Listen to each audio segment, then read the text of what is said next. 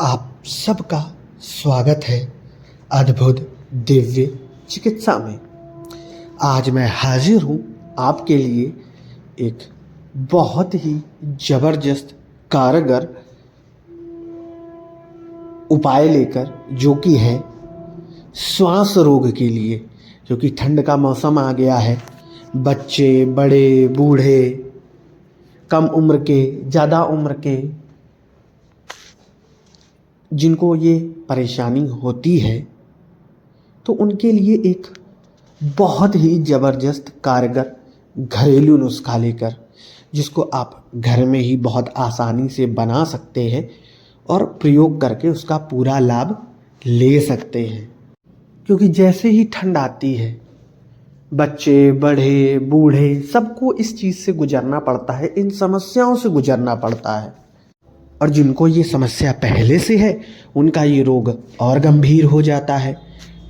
तो समस्याएं हैं जो श्वास से संबंधित है, जैसे कि जिसमें ये नुस्खा बहुत ही कारगर है। उन रोगों के नाम मैं आपको बता देता हूँ। वो बीमारियाँ कुछ इस प्रकार हैं: श्वास रोग, दमा की समस्या, खांसी, जुखाम, बुखार, इस्नोफीलिया और निमोनिया, जिसमें ये नुस्खा बहुत ही कारगर है। आप स्वयं बनाएं, आजमाएं और इस वीडियो के कमेंट बॉक्स में आके अपना अनुभव साझा करें, ताकि और भी लोग इस वीडियो के कमेंट बॉक्स को पढ़ें, आप सबके अनुभव को देखें और इसको इस्तेमाल करें। तो अपना अनुभव ज़रूर साझा कीजिएगा, क्योंकि इस नुस्खे को बनाने के लिए कोई बहुत अधिक या बहुत महंगी सामग्री की आवश्यकता नहीं है। कुछ चंद रुपयों में ये बन जाता है और ऐसी बहुत सी सामग्री है जो आपके किचन में ही उपलब्ध होगी। तो मैं आपको इसकी सामग्री बता देता हूँ कि क्या क्या सामग्री की आवश्यकता है और क्या क्या और कैसे कैसे बनाना है और कैसे इसका प्रयोग करना है। तो एक पेन कॉपी ले लीजिए और सभी सामग्रियों को अच्छे से नोट कर लीजिए। और एक बात जरूर ध्यान रखिएगा, जो कि बहुत ज़रूरी है, वो है परहेज। क्योंकि किसी भी बीमारी के साथ, समस्या के साथ परहेज रखना बहुत ज़रूरी होता है।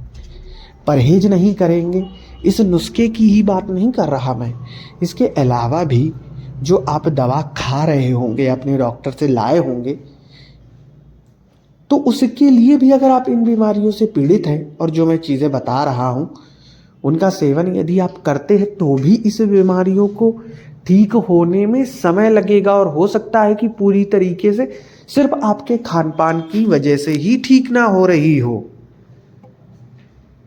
और आपको लग रहा हो कि दवा तो काम तो करती है पर पूरी तरीके से ठीक नहीं कर पा रही है। ये नुस्खा इस्तेमाल करते हुए भी इन चीज़ों का परहेज रखिए। और अगर आप कहीं और से भी दवा खा रहे हैं, तो भी आप जो मैं चीज़ें बता रहा हूँ इनको मत खाइए, ताकि आपकी ये बीमारी, ये समस्या बहुत जल्दी ठीक हो सके। नोट कीजिए क्या क्या नहीं खाना है। आपको मूली का सेवन नहीं करना है, चावल का सेवन नहीं करना है, मट्ठा, छाछ, दही, इससे बनी चीज़ें, जैसे कि कई लोग कढ़ी वगैरह बना लेते हैं स्वाद बदलने के लिए, तो उसका भी सेवन आपको नहीं करना है।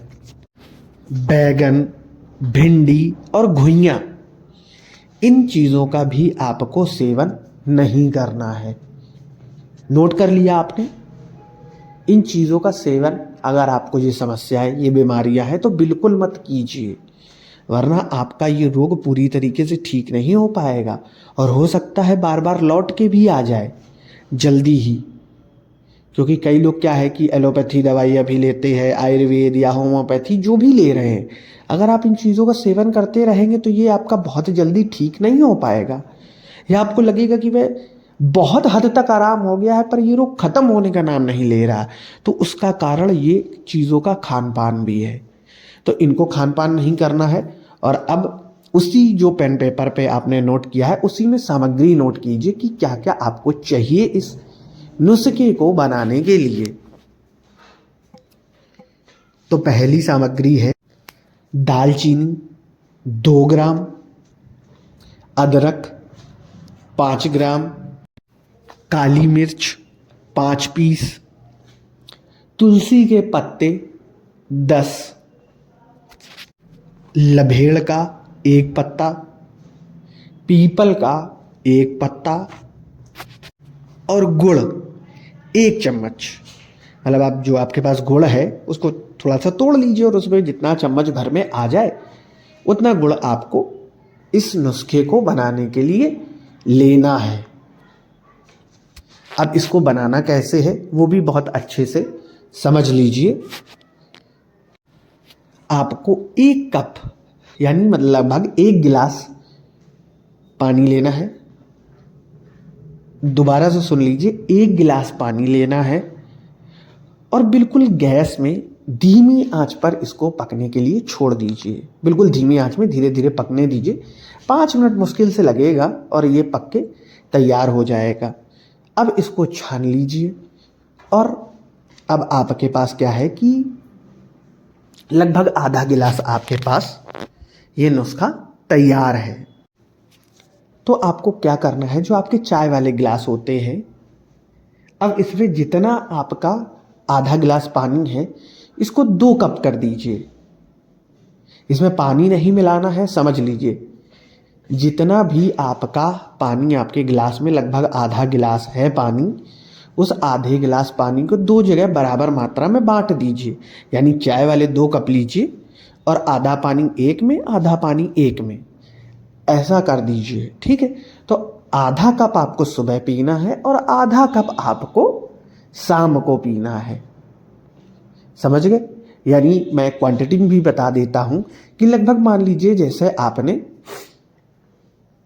300 ग्राम का आपका 300 ml का आपका पानी का गिलास रहता है। अब हमने धीमी आंच में इसको पकाया, तो पकाने के बाद आधा कप यानी रह गया 150 ग्राम। ठीक है, 150 ml पानी रह गया। अब आपको करना क्या है कि 75 ml सुबह पीना है, 75 ml शाम को पीना है। तो इस तरीके से आपको इसका सेवन करना है और साथ में थोड़ा गुड़ और सोंठ का प्रयोग कर लीजिए। मतलब जो भी आपके पास गुड़ है उसमें थोड़ी सोंठ मिला के रख लीजिए, उसका भी प्रयोग कीजिए।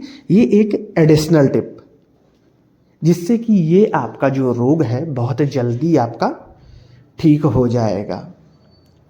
और इसी तरीके से आप इसको बनाइए और प्रयोग कीजिए और अपना अनुभव हमारे कमेंट बॉक्स में ज़रूर साझा कीजिए। चैनल को सब्सक्राइब कीजिए, बेल आइकॉन को दबाइए ताकि ऐसे आपको बहुत सारे वीडियोस समय से आपको मिल सके और आप उन नुस्खों का पूर्ण लाभ उठा पाए। और ये वीडियो ज़्यादा से ज़्यादा लोगों के साथ शेयर कीजिए जिनको ये समस्या है, उनको इसका लाभ मिल सके। क्योंकि इसका शेयर करने का कोई पैसा नहीं लगना है।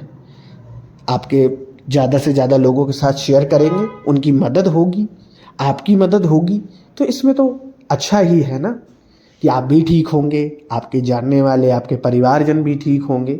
तो इसको ज़रूर कीजिए और इस चैनल को सब्सक्राइब कर लीजिए। और एक चीज़, आपको हमारे डिस्क्रिप्शन बॉक्स में इस वीडियो के टेलीग्राम चैनल के लिंक दिए हुए हैं। यदि आप मुझसे संपर्क करना चाहते हैं या किसी बीमारी की औषधि चाहते हैं जो कि हम आपको कुरियर के माध्यम से भेज देंगे, या ऐसे और ही निःशुल्क नुस्खे चाहते हैं, तो आप उसके लिए इस वीडियो के डिस्क्रिप्शन बॉक्स में टेलीग्राम चैनल के लिंक है, 2 चैनल के लिंक है, क्लिक कीजिए और चैनल को ज्वाइन कीजिए। वहाँ आपको ये नुस्खे लिखित रूप में भी आपको उपलब्ध होंगे। वहाँ से आप इस नुस्खे को देख सकते हैं और इस नुस्खे के अलावा और भी नुस्खे उसमें समय समय से डाले जाते हैं, वो नुस्खे भी आप देख सकते हैं और पूर्ण लाभ उठा सकते हैं। टेलीग्राम चैनल से जुड़ना बिल्कुल निःशुल्क है। आप भी जुड़िए, अपने साथी परिवारजन को भी ऐड करवाइए और पूर्ण लाभ उठाइए। धन्यवाद।